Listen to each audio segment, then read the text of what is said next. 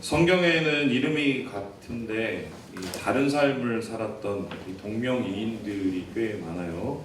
예를 들자면 유다 같은 경우인데, 야곱의 아들 유다는 12형제 이스라엘의 12지파 중에 든든한 장남 노릇을 한 예수님의 조상이 된 사람입니다. 반면에 신약에 나오는 유다는 예수님의 제자였다가 은삼십령에 예수님을 팔아버린 배신자, 반역자로 추락한 사람을 뜻하죠. 이름이 같은데 다른 삶을 살았습니다.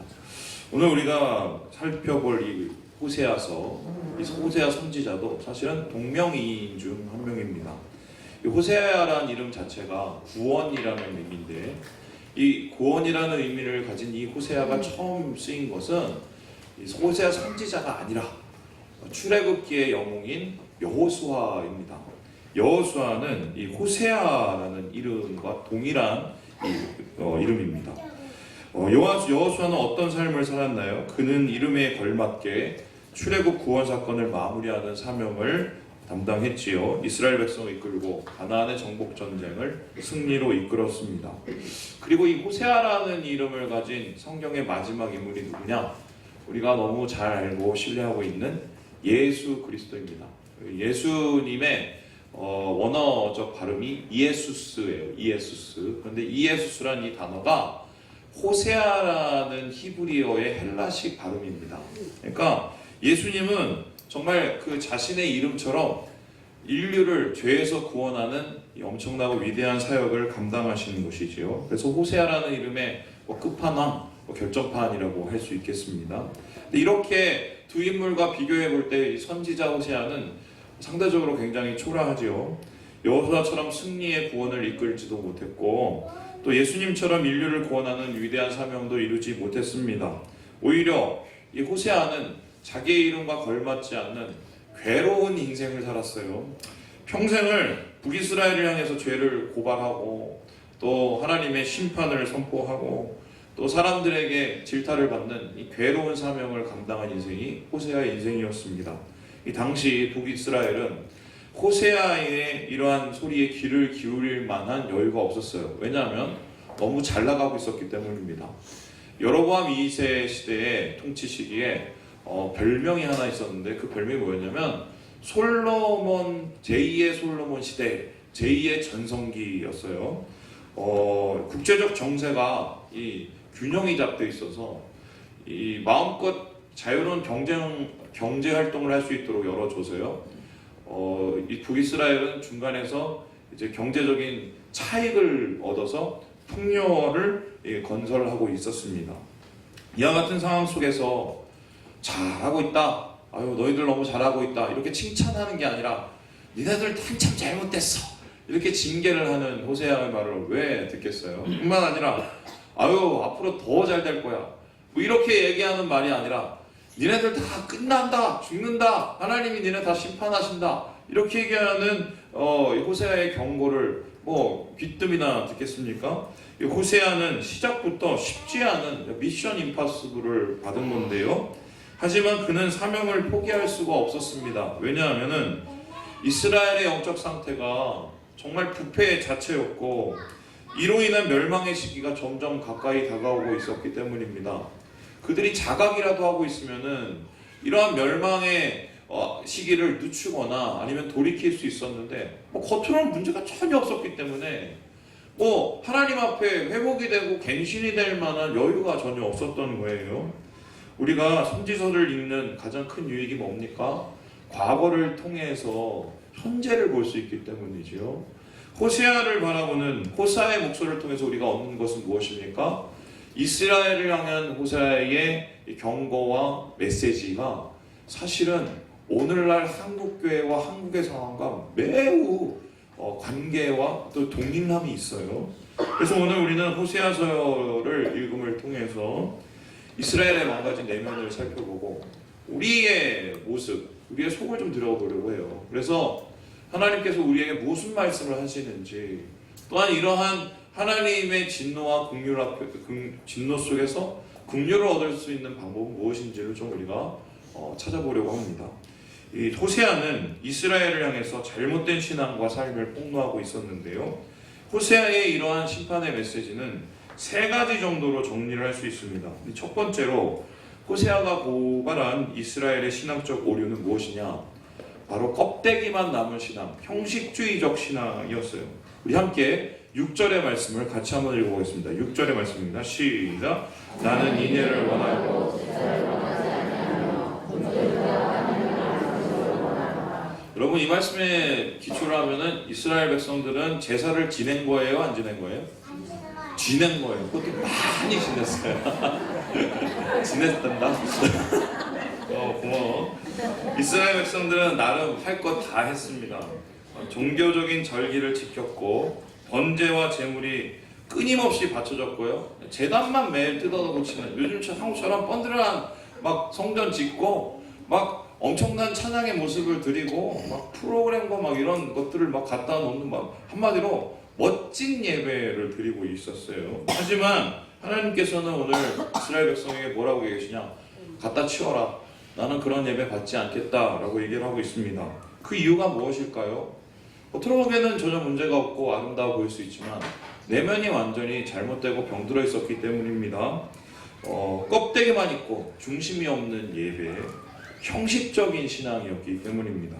호세아는 왜 니네들은 중심이 없는데 열심만 갖고 예배를 드리냐? 하나님은 사실 너희 속을 다 알고 있다. 이렇게 얘기했어요. 그 속이 뭐냐? 우리 함께 7장 14절의 말씀을 같이 한번 읽어보죠. 시작. 성심으로 나를 부르지 아니하였고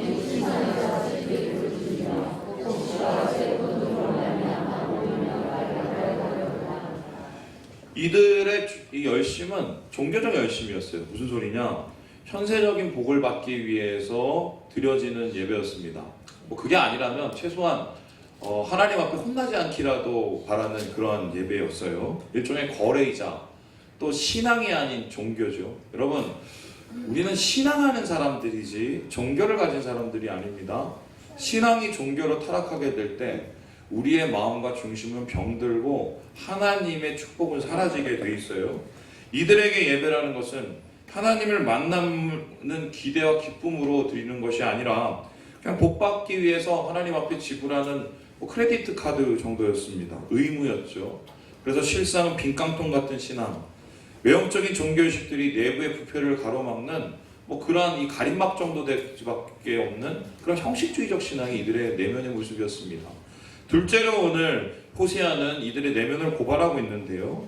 무엇이냐면요, 이 기준을 잃어버린 신앙이에요. 종교 혼합주의라고 하는데요.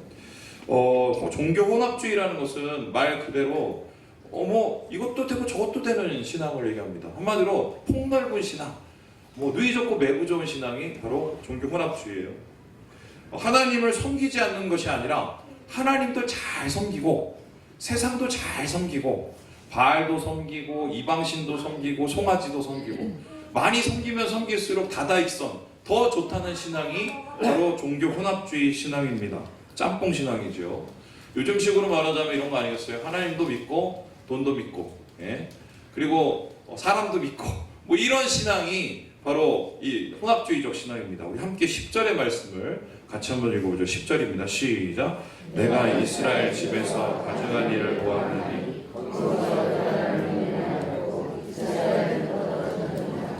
호세아는 북이스라엘 전역에 퍼져 있는 혼합주의적 행태를 고발하고 있는데요. 놀라운 것은 이런 기준 없는 신앙이 다름 아니라 요즘에 저와 같은 제사장들에 의해서 주도되고 있었다는 거예요. 쉽게 설명하면 이런 거예요. 성소에는 하나님 앞에 드려지는 제단 옆에 바알에게 드리는 제단과 우상이 세워져 있었습니다. 또 뿐만 아니라 이 추수가 되면은 바알에게 감사하는 제사를 드리고, 심지어는 이방 종교에서 도입된 종교적 예식을 통해서 온갖 이 영적인 음란함을 저지르고 있었습니다. 더욱 재미있는 게 나무 기둥을 이렇게 세워놓고 거기다가 대고 막 빌었어요. 왜 그랬게요, 여러분? 그 기둥이 제가 원래 사진을 이렇게 가져오려다 민망해서 막 남성의 성기를 이렇게 상징하는 모양인데요. 거기다 대고 갖다 빌면서 애 낳게 해달라고 우리도 그런 거 있었죠? 이 신앙이 다름 아니라 이스라엘에 있었던 신앙이었어요. 뭐 하나님께서 가장 경멸하는 송아지 신상까지 만들어서 거기다 모든 사람들이 입을 맞추기까지 했습니다. 하나님께서는 이런 모습을 음행이라고 규정하셨는데 이거는 엄연하게 하나님 외에 다른 신을 섬기는 십계명에 위반되기 때문입니다. 십계명의 시작은 영적인 음행을 금지하는 계명인데 그들은 이것을 아랑곳하지 않았어요. 왜입니까? 기준이 없는 거예요. 여러분, 신앙은 기준이 있어야 되거든요. 구별할 줄 아는 게 신앙이에요. 이게 하나님 기뻐하시는지 아닌지, 이게 하나님 원하시는 건지 원하지 않는 것인지, 이게 있는 게 신앙인이에요. 단순히 헌금 많이 내고 또 뭐 예배 다 참석하고 기도 열심히 한다고 이게 신앙인이 아니거든요. 그런데 기준을 잃어버리게 되니까 누이 좋고 매부 좋고 얘도 좋고 쟤도 좋고 한마디로 엉망진창의 신앙으로 자기가 주인된 신앙으로 변질되어 버린 것입니다. 이 세 번째, 이 호세아가 고백을 하고 있는 이스라엘의 잘못된 신앙 태도가 무엇이냐? 바로 삶과 신앙이 분리된 모습, 즉 이원론적인 신앙이었습니다. 여러분, 이원론이라는 것이 무엇이냐면 되게 좋은 말 같은데 되게 위험한 말이에요. 여기에요. 자, 세상에서 거룩한 것과 거룩하지 않은 것, 성스러운 것과 세속적인 것을 이렇게 나누는 겁니다. 자, 그렇다면 여러분에게 질문을 해볼까요? 여기는 거룩한 것, 성스러운 것입니까? 아니면 세상적이고 세속적인 것입니까? 네, 그런 것 같죠? 그러면은 우리가 지금 일하고 있거나 또 우리가 살고 있는 우리 집은 거룩한 곳이에요? 아니면은 세상적인 곳이에요? 예, 이원론에 의하면 그런 논리가 돼요. 그러면 목사님 그게 뭐가 잘못이에요? 거룩한 곳에서 더 거룩하게 하나님을 섬기면 되지요. 그런데 그게 아니라 거룩한 곳에서만 하나님을 섬기고 세상에 나가면은 세상 사람보다 더 못하게 살아간다는 거예요. 그러니까 자기가 이 두 쪽으로 쪼개진 거예요. 이중적인 삶. 여기서는 하나님 섬기는 사람, 저기서는 돈 섬기고 세상 섬기는 사람. 여러분, 제가 듣기 싫은 가장 싫은 소리가 뭐냐면, 믿는 사람이 더 심해. 믿는 사람이 더 독해. 이 얘기할 때마다 얼굴이 화끈화끈거려 죽겠어요. 예. 왜냐면은 이 우리나라의 이전에 있었던 신앙적 행태가 정말 이런 이원론적인 폐해를 경험하고 있었기 때문이거든요. 여러분, 신앙이라는 게 뭡니까? 신앙은 삶이에요. 나는 한 명이에요.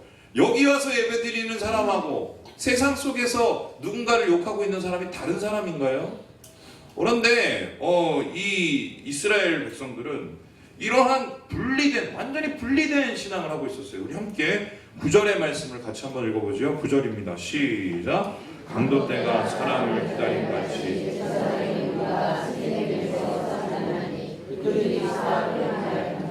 6장에서는 세 도시를 언급하고 있는데 아담, 길르앗, 세겜. 근데 이 세 도시가 대표적인 북이스라엘의 종교적 요충지였습니다.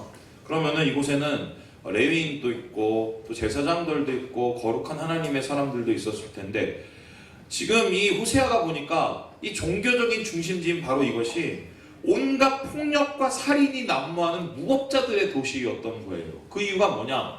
한마디로 삶과 신앙이 분리된 이원론적인 신앙 때문이었다는 것입니다. 지도자들은 이 권력을 이용해서 힘없는 사람들의 소유를 빼앗고 주님 앞에 와서는 헌금을 많이 냅니다. 그리고 이 제사장들은 자기의 종교적 직위를 이용해서 사람들에게 막 죄를 들춰서 어떻게든 한 푼이라도 더 뺏어내려고 하는, 이게 그 당시에 이스라엘의 타락상이었단 말이죠. 여러분, 이 얘기를 하면서 저도 굉장히 찔립니다. 이 한국교회의 지금 모습이 사실 이원론적 신앙의 지금 폐해를 겪고 있어요. 여러분, 왜 우리가 이 한국 사회에 만일에 500만? 그래요. 남아있는 신앙인이 500만이라고 한번 해봅시다. 500만의 신앙이면 10분의 1이에요. 그리고 경제적인 활동 인구까지 다 합쳐서 한번 줄여본다면 최소한 5분의 1은 되거든요. 근데 왜 이 세상은 이 모양 이 꼴일까요? 왜 하필이면은, 저는 죄송해요. 저는 보수 진보 이런 거 안 따지는데요. 태극기 집회 얼마든지 해도 돼요. 왜 성조기는 왜 들고 나오고 거기 왜 장로님, 권사님들이 가 있어요? 여러분, 미국이 예수님이에요? 미국이 하나님 나라예요? 그럼 미국 가보세요. 미국은 범죄의 나라예요. 범죄의 나라. 그러니까 이게 뭐 하나님 믿는 신앙하고 미국을 믿는 신앙이 짬뽕이 되어버린 신앙인데, 이런 신앙의 기준도 잃어버리고 어떻게 보면 하나님 안에서의 삶과 신앙이 단절되어 있는 뭔가 좀 문제가 일어난 고장난 신앙이라는 거죠. 한마디로 저는 이런 신앙을, 삶과 신앙이 상관없는 신앙을 좀 막장신앙이라고 얘기하는데, 여러분 야고보서에서 2장 26절에서 이를 가지고 뭐라고 얘기하냐, 행함이 없는 믿음, 죽은 거라고 얘기하는데 영혼이 없는 몸이라고 얘기했어요. 여러분 신앙과 삶이 분리되면 죽은 거나 마찬가지라고 야고보서도가 얘기했습니다. 이처럼 이스라엘 백성은 신앙적으로 완전한 사망 선고를 받고 있는 것이 이 호세아의 오늘의 본문인 것입니다. 그래서 이러한 사망 신고를 받은 이스라엘은 어떤 위기에 처했는가? 첫 번째로 만족이 없는 삶을 살게 되었어요. 이 사람들이 돈을 벌고 또 막 죽으라고 착취를 하고 강포를 하고 없는 사람 거 뺏는 이유가 무엇인가요? 나름의 자기들만의 행복함을 위해서 그런 것 아니겠습니까? 하지만은 자기의 이익을 더 모으고 만족을 위해서 다른 사람 걸 빼줄수록 이 사람들은 어떻게 되느냐? 채워지지 않는 마음이 되었다고 얘기합니다. 우리 함께 4장 10절의 말씀을 같이 한번 읽어보겠습니다. 4장 10절입니다. 시작. 그들이 먹으러도 배부르지 아니하며 음행하여도 수요가 늘지 못하며 이는 여호와를 버리고 따르지 않습니다. 많은 사람들은 소유와 행복을 비례한다고 생각을 합니다. 손에 움켜쥐는 것이 많을수록 잘 살게 되고 행복하게 된다고 생각하는데요. 여러분 진짜 맞나요? 여러분 지금 뭐 재벌 총수들 이야기를 한번 보세요. 그들의 비참한 말로를 한번 보세요. 나이가 90이 넘어서까지 법정에 나가고 어느 자식이 진짜 자식인지 얘기하고 있는, 여러분 이걸 한번 볼 때 우리가 확실히 한 가지 깨달아요. 많이 가지는 게 많이 행복해지는 게 아니라는 거예요. 왜냐하면은 이 하나님이 없는 삶은 만족이 있을 수가 없어요. 우리가 영적인 존재이기 때문인데, 영적인 존재라는 것은 하나님과 관계하지 않으면은 만족을 누리지 못한다는 것이거든요. 그런데 호세아에 의해서 바라본 그 세상은 한마디로 지멋대로 살아가는데, 행복하게 살아가는데 행복하자 얘기해도 전혀 행복하지 않는 삶, 채워지지 않는 가슴만 붙잡고 가는 삶이었어요. 뿐만 아니라 이들에게 낮춰진 이 위기가 뭐냐, 예배를 드려도 기쁨도 없고 임재가 없어요. 우리가 예배라는 것은 무엇입니까? 하나님 만나는 거죠. 만나면 감격도 있고 감동도 있고 변화도 있고 우리 가운데 샘솟는 생명도 넘쳐납니다. 그런데 어느새인가 이들의 예배가 형식적으로 흘러간 나머지 하나님 앞에 나와서 예배를 드려도 아무런 찔림도 없고 감흥도 없고 변화도 없고 기대도 없고 그냥 한마디로 의무와 책임만 남는 예배가 되어버린 것입니다. 우리 함께 5장 6절 말씀을 같이 한번 읽어보겠습니다. 시작. 그들이 양떼를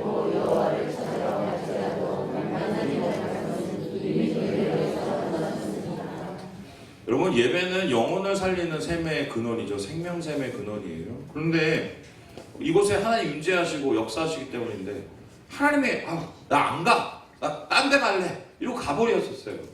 그럼 여기서 우리가 예배를 드리는 게 뭐예요? 개고생이고 헛고생인 거예요. 아무런 열매가 없기 때문에. 그래서 어떻게 보면 지금 이스라엘 백성들은 한마디로 불행한 종교 활동만 하는 사람들이 되어버린 겁니다. 뿐만 아니라 이렇게 잘못된 신앙 속에서 살아간 이스라엘 백성에게 닥친 위기가 뭐냐? 바로 끝장이 오는데요. 예외 없는 심판이 닥쳐오기 시작을 했어요. 우리 함께 5장 9절의 말씀을 같이 한번 읽어보겠습니다. 5장 9절입니다. 시작.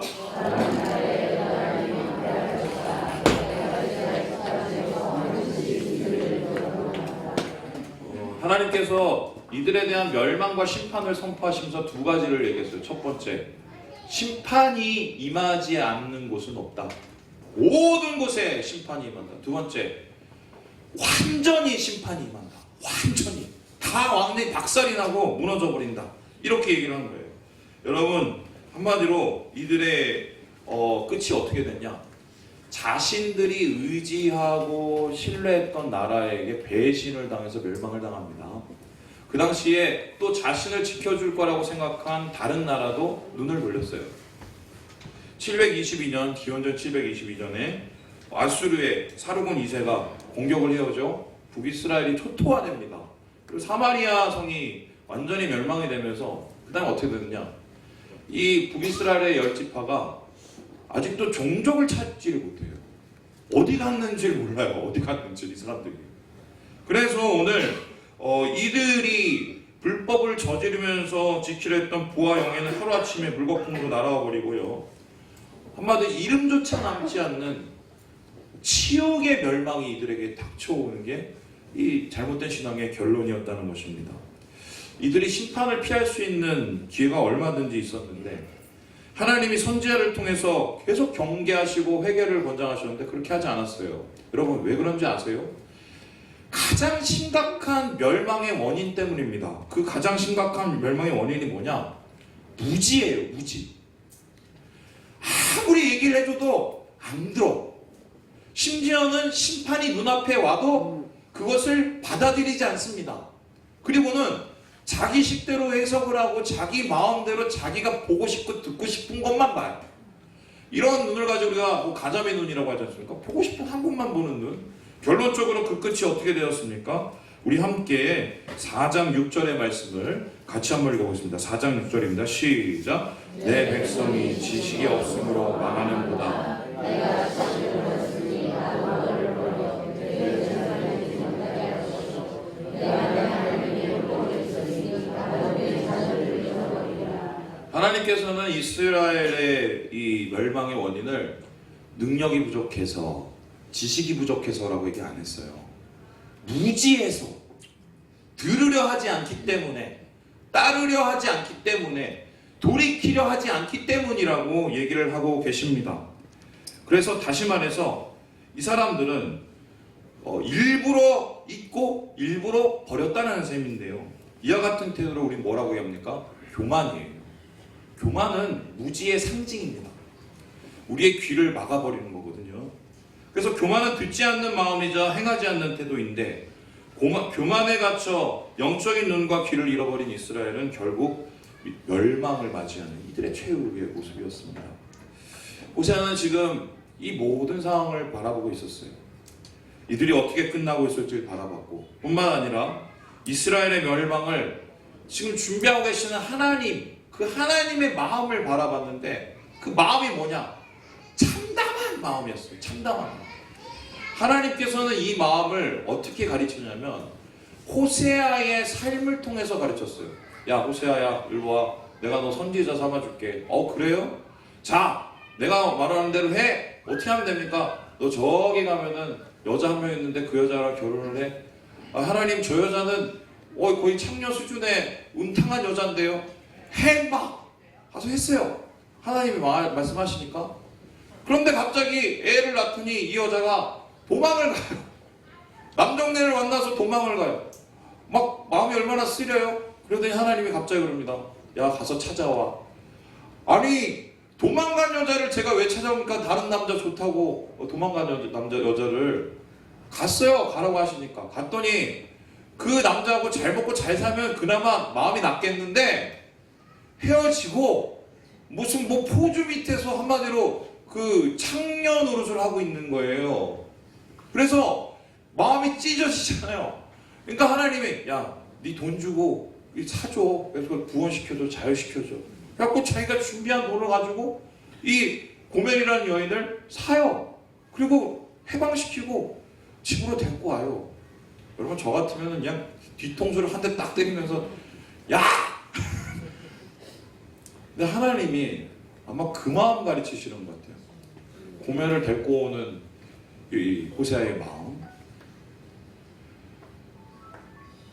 여러분 호세아가 한번 질문해 볼까요? 만일에 고멜에 대한 사적인 감정, 사랑이 없었다면 그것이 과연 하나님의 명령이었기 때문에 순종했다고 얘기할 수 있을까요? 이 상황을 잘 들여다보면 고멜이 그럼에도 불구하고 이 여자를 되게 사랑했어요. 그런데 이 사랑은 뭐냐면 아픔을 감수한 사랑이에요. 그 사랑의 마음이 누구의 마음이겠어요? 이스라엘을 향한 하나님의 마음이었다는 거예요. 여러분, 이렇게 하나님의 마음을 안 이 호세아는 이스라엘을 향해서 안타까운 마음으로 이렇게 선포하고 있습니다. 우리 함께 1절의 말씀을 같이 한번 읽어보겠습니다. 1절입니다. 시작.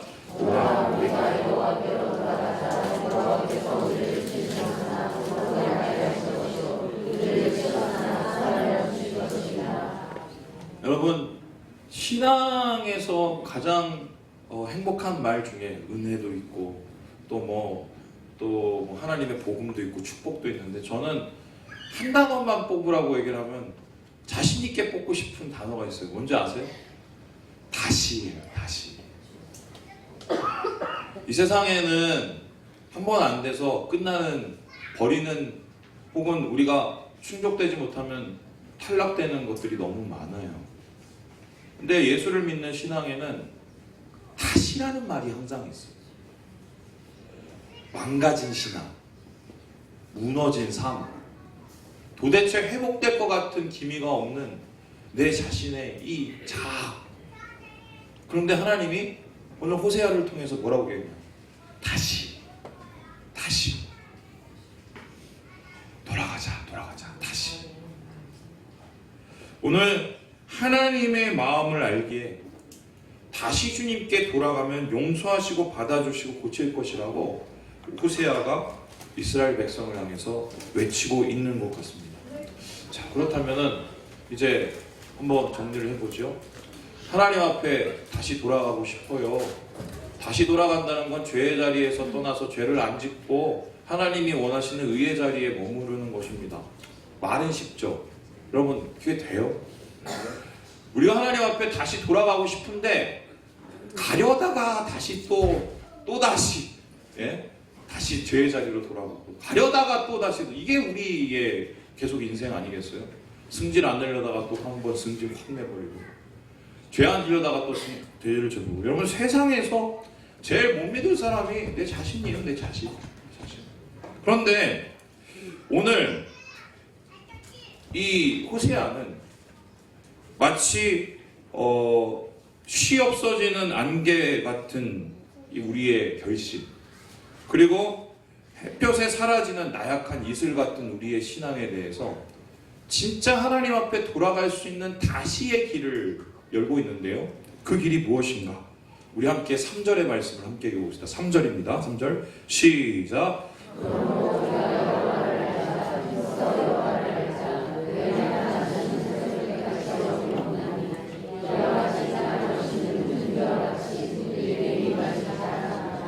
여러분, 하나님 앞에 다시 돌아가는 길이 뭐라고요? 여호와를 아는 거래요. 그러니까 여호와를 아는 것이 하나님 앞에 돌아가는 방법이라고 얘기를 하고 있습니다. 근데 그냥 알지 말고 어떻게 알자고요? 힘써. 여기서 힘써라는 말은 죽기 살기로 라는 뜻이에요.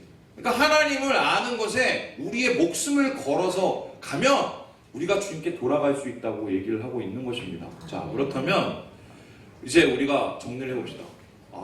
알면 돌아갈 수 있구나. 돌아가면 회복될 수 있구나. 그러면은 하나님을 내가 어떻게 알아야 되지?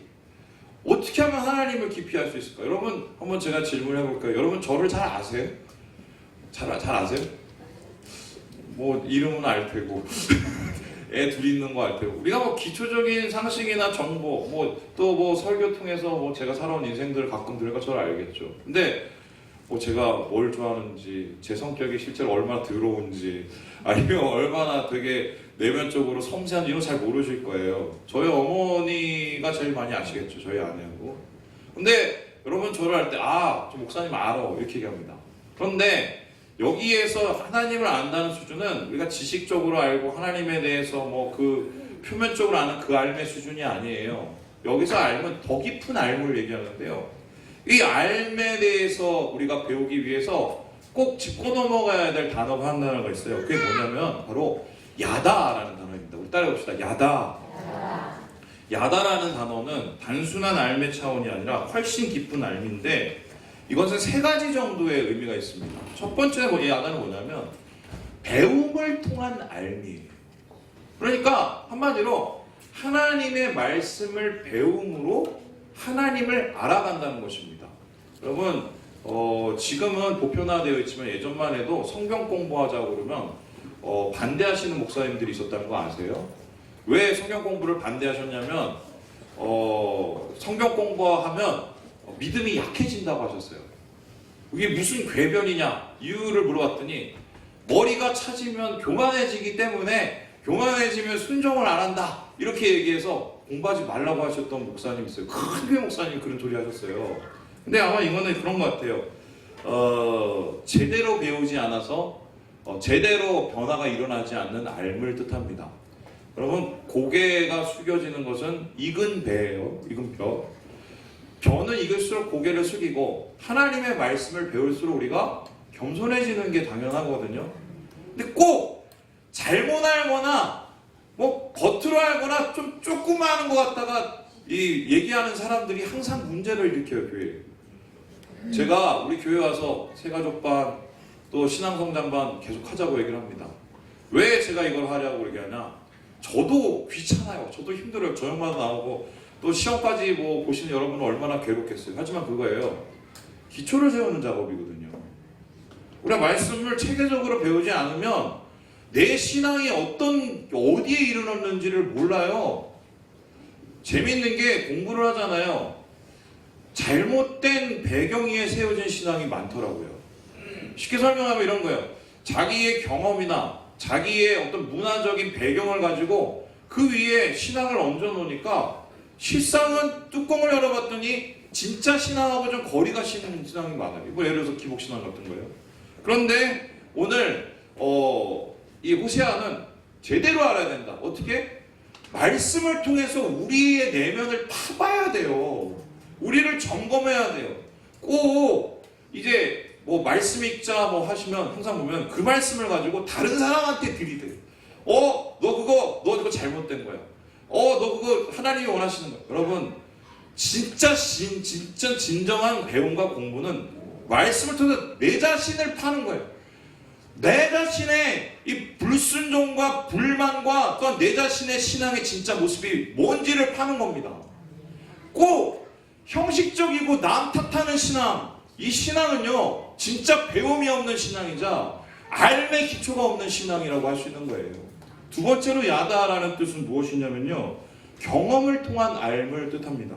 이 야다는 다른 말로 표현하면 깨달음인데요. 삶을 통해서 경험을 하면서 그 경험을 통해서 깨닫게 되는 마음의 이 지식을 뜻합니다.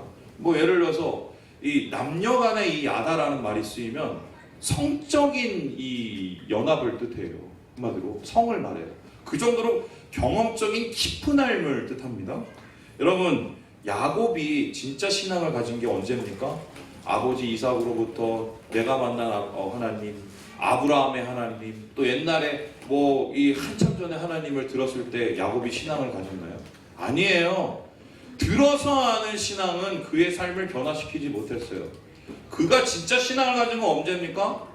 도망가는 중에 베델에서 돌베개 베고 자다가 거기서 하나님 만났어요. 야, 내가 너 보호해줄게. 그랬더니 야곱이 뭡니까? 그래요? 그럼 저도 하나님을 섬기죠. 결과적으로 바단 아래 가서 죽을 고생을 합니다. 거기서 그가 느꼈던 건 뭐예요? 내가 잔깨 부리고 내가 엉망으로 사는데 하나님이 나를 포기하지 않으시는구나. 은혜라는 단어를 깨달았거든요. 그 은혜라는 경험과 단어가 결론적으로 야곱의 신앙이 되어버린 것입니다. 여러분 그래서 저는 이렇게 얘기했어요. 경험해야 돼요. 말씀을 경험해야 돼요. 그럼 하나님, 목사님 저도 말씀 경험하고 싶은데 어떻게 하면 경험을 합니까? 우리 함께 시편 81편 10절의 말씀을 같이 한번 읽어보겠습니다. 81절 10절 말씀입니다. 시작.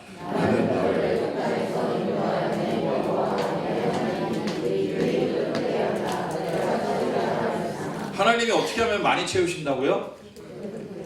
입을 벌려야 돼요. 자, 입을 한번 다 벌려볼까요? 입을 벌린다는 것은 하나님이 나에게 어떤 일을 행하시는지를 눈여겨 바라보는 삶을 뜻해요. 하나님이 내게 어떤 걸 해요? 아니 기대가 없는데 뭘 역사를 하시겠어요? 하나님 기대하고 말씀이 내 삶 속에서 어떻게 이루어지는지를 바라보는 신앙이 이게 경험에 통한 알매 신앙이라는 것입니다. 마지막으로 야다라는 것은 뭐냐면 관계를 통한 알매예요. 다시 말해서 하나님하고 인격적인 만남이 매일매일 이루어지는 것입니다. 배움에 의한 신앙은 자기 것이 되지 않으면 그냥 날아가 버릴 수 있어요. 경험에 의한 삶은 경험이 잊혀지거나 시간이 지나면 점점 희미해질 수 있습니다. 하지만 매일매일 하나님 앞에 나아가는 삶, 매일매일 말씀 앞에 나아가는 삶, 매일매일 기도의 자리 앞에 나가는 삶은 절대로 넘어지지 않아요. 왜냐하면 그곳에 우리를 다스리시는 하나님의 생명샘이 있기 때문입니다. 여러분, 관계를 통해서 안다는 것은 무엇입니까? 성경 말씀이 우리의 마음에 들어오는 과정이고 하나님 앞에 사랑하는 과정이며 사랑으로 순종을 이루는 과정입니다. 여러분, 이렇게 질문을 한번 해보겠습니다.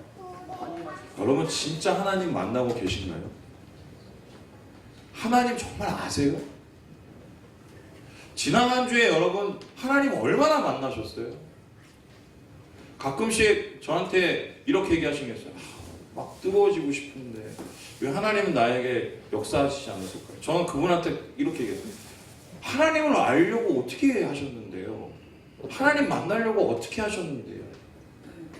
여러분, 오늘 말씀의 결론이 무엇이냐? 중국으로 간 7명의 선교사에게로 마치려고 해요. 바로 이분들인데요. 1882년도에 후프와 토튼이라는 7명의 캠브리지 대학생들이 모여서 클럽을 하나 만들었어요. 그 이름이 뭐냐면 캠브리지 7인이라는 클럽이었어요. 이 사람들이 원래 예수 믿는 사람 아닌데 무디가 캠브리지에 와서 부흥회를 했는데 여기에 완전히 넘어간 거예요. 도전받아서 와, 나 진짜 주님 뜻대로 살아야지 이렇게 마음을 먹었어요. 근데 모였는데 이상하게 고민이 생겼어요. 결심을 했는데 삶 속에서 계속해서 마음속에 이 세속적인 영향이 사라지질 않는 거예요. 그래서 고민한 7명이 함께 모였어요. 어떻게 하면 우리가 은혜를 지켜나갈까? 어떻게 하면 하나님의 은혜를 우리 마음속에서 잃지 않을까 하다가 한 가지 방법을 만들어냈는데 그게 뭐냐? 하루 생활 중 얼마를 성경 읽기와 기도로 보내자라고 약속을 했습니다. 그리고 시작한 말이 뭐냐? 경건의 시간이라는 quiet time, QT였어요. 이게 캠브리지의 대학생 7명에 의해서 시작된 단어입니다. 이 사람들이 QT를 하면서 어떤 일이 일어나느냐? 삶에, 믿음에 능력이 생겨나기 시작한 거예요. 그리고 이들을 중심으로 어떤 일이 일어나냐? 캠브리지 대학의 대각성 운동이 일어납니다. 결론적으로 다음 그림 보시면요, 이분들이 7명이 모두 다 중국으로 선교를 나갔어요. 참고로 말씀드리자면 6분이 귀족 출신의 부유층이었고요. 한 분은 선생님 아들이었어요. 다 포기하고 왔어요. 마지막으로 중국에 나갔을 때 이 7명의 사람들이 뭐라고 얘기하는지 아세요? 한번 같이 읽어보죠. 시작. 다시 한번 읽어보죠. 시작. 여러분, 제가 오늘 왜 이렇게 길게 여러분에게 말씀을 나누는가? 큐티 하셔야 돼요. 큐티 하셔야 돼요. 뭐 매일 성경으로 큐티 안 하셔도 돼요. 여러분, 묵상이 능력입니다. 아는 것이 사는 것이에요. 주님께 돌아가는 길, 말씀 가운데, 기도의 자리 가운데, 주님 안에서 생명샘에 물을 대시고 하나님의 은혜를 누리시는 우리 사랑하는 우리 삼일교회 지체들 되시길 주님의 이름으로 축원합니다. 기도하겠습니다.